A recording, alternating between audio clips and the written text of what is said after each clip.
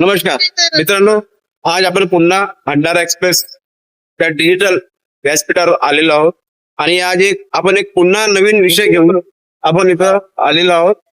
त्यामुळे माझ्या मागे जे बघू शकता आपण, ते एक गृहस्थ बसलेले आहेत. हे गेल्या 3 महिन्यापासून या उपोषण स्थळी बसलेले आहेत आणि प्रशासनाने यांच्या जो उपोषण आहे अद्याप गंभीर दखल घेतली नसल्याचे दिसत आहे. त्यामुळे आपण यांच्या काय विषय आहे नेमका आणि हे कितपर्यंत का बसलेले आहेत आपण यांच्या स्वतः यांच्याकडून जाणून घेणार आहोत आणि यांची मागणी काय आहे प्रशासनाकडे आणि पोलीस विभागाकडे किंवा इतर विभागाकडे. चला तर आपण हे जे इथे बसलेले यांचं नाव आहे राजेंद्र वसंत ठाकरे.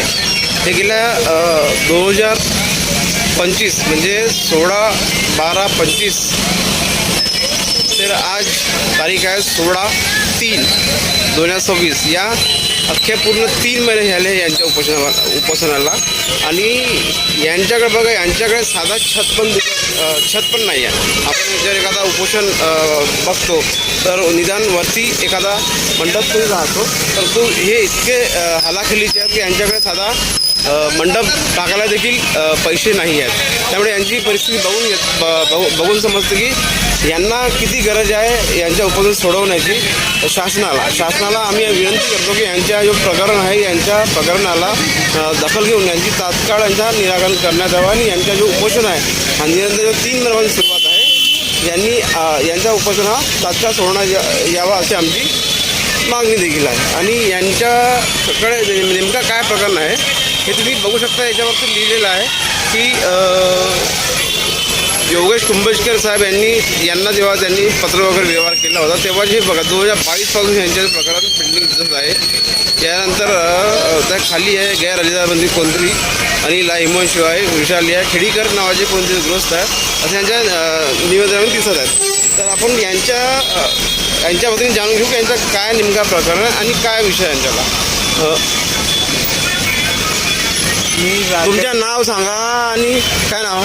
माझं नाव राजेंद्र वसंत ठाकरे आहे. ठाकरेजी, मला सांगा का तुमच्या नेमका काय प्रकरण सुरू आहे. माझं नेमकं प्रकरण 2010ला अनिल रामकृष्ण खेडीकर या व्यक्तीने खोटा स्टॅम्प पेपर बनवून माझ्या त्रास केला. आजपर्यंत मी भूमी संचालक ऑफिसला फेऱ्या मारल्या तरीही त्या घराचा निकाल करण्याचा माझ्या आखिल पत्रिकेमधून माझं नाव सोडून टाकलं. 2022ला 4/11/2022ला माझ्या घराचे आखिल पत्रिकामधून माझे नावसुद्धा पुरवून टाकले. हा आदेश मोठ्या दस्तवेजावर मला त्रास दिला. आत्मदहन करू मी या स्टेटमध्ये आजपर्यंत त्रास होत आहे. मी 16/3/2026ला कलेक्टर ऑफिससमोर बसलोच आहे. तरी मला मीडियावाल्यांनी त्रास दिला आणि मला कोण मीडियाचे अजय मेश्राव म्हणून आले, त्यांनी हे माहिती घेतली माझी. आजपर्यंत कोणीच नाही हे करत होते. हे कलेक्टर आले आहे, छान आहे. त्यांनी माझी माहिती कोर्टाला पाठवली होती. मी कोर्टात आत्मदान करायला तयार झालो तर प्रबंधक कोर्टाचे म्हणतात पोलीसकडे जा, हे पोलीस केस आहे, तुम्ही इथं राहू नका. कलेक्टर डिपार्टमेंटमध्ये काहीच नाही होणार आहे. पोलीसच्या हातात आहे सगळं काही. पोलीस 27/12/17चा आदेश काढला होता. उपविभागीय साकोलीचे अधिकारी साहेब पोलीस XGPOचे पत्र दिले माझ्या हातात. पण आजपर्यंत मी लंगलंग घुमत राहिलो. एक रिक्षा चालक, मला एकच मुलगी आहे, काही राहायला घरसुद्धा नाही. मी किरायानं राहतो भंडाराला. मेंढ्यावर रिक्षा चालव आपलं जीवन काढलं. आता माझं होत नाही म्हणून मी या जीवनात का करावे आत्मग्रहणाशिवाय पर्याय नाही आहे. मला आम्ही अर्ज सादर केला आहे कलेक्टरला. मनोहर चव्हाण यांनी मला हा अर्जाची मी पाहिल भूमी अधीक्षकला पाठवेन. यासाठी 11/3/2026 हा अर्ज बनवण्यात अजून हजर केला मी ना.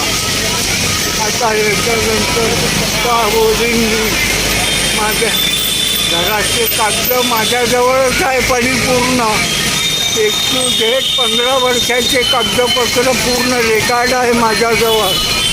आणि हा रेकॉर्ड घेऊन संयुक्त मीटिंगसुद्धा नाही घेतली आजपर्यंत. अर्ज देतात की फलाने दिवशी तुमची मीटिंग आहे आणि तिथं काहीच नाही राहत. असे धक्के पंजे चालू आहे. माझी दिशाभूलच करून राहिले आहे. घर माझ्याजवळच आहे. आखीव पत्रिका मिळण्यासाठी मला मजबूर करून राहिले आहे. घरात प्रवेश करतो की काही वेळात ताला तोडून टाकते हा गैरहजरदार आपले माणसं लावून. आणि काही वेळी माझ्या पडदा गिरदा लावतो मालकी हक्काचा, हे सुद्धा काढून फेकून देतात. मी किरायानं इथंच राहत आहे सध्या. घरी रोज येणे जाणे करतो. कधी कधी राशन बी तिथूनच आणतो मी आपला कंट्रोलचा. इथं नाव तुमची आता काय मागणी, नेमकी का मागणी आहे तुमची आता? आखीव पत्रिका पाहिजे मला. माझी जशी होती तशीच द्या. 27/12/17च्या आदेशानुसार मला आखीव पत्रिका मिळण्यात यावी माझी सरकारला मागणी आहे. मला काही नको बाबा त्याच्यानंतर. ठीक आहे, त्याचा गुन्हा दाखल करता करता मी मरून जाईल. त्याचा गुन्हा दाखल होऊ नाही शकत.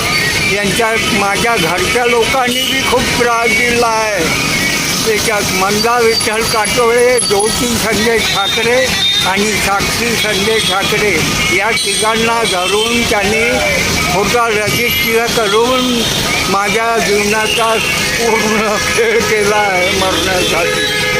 बस हे काय धन्यवाद.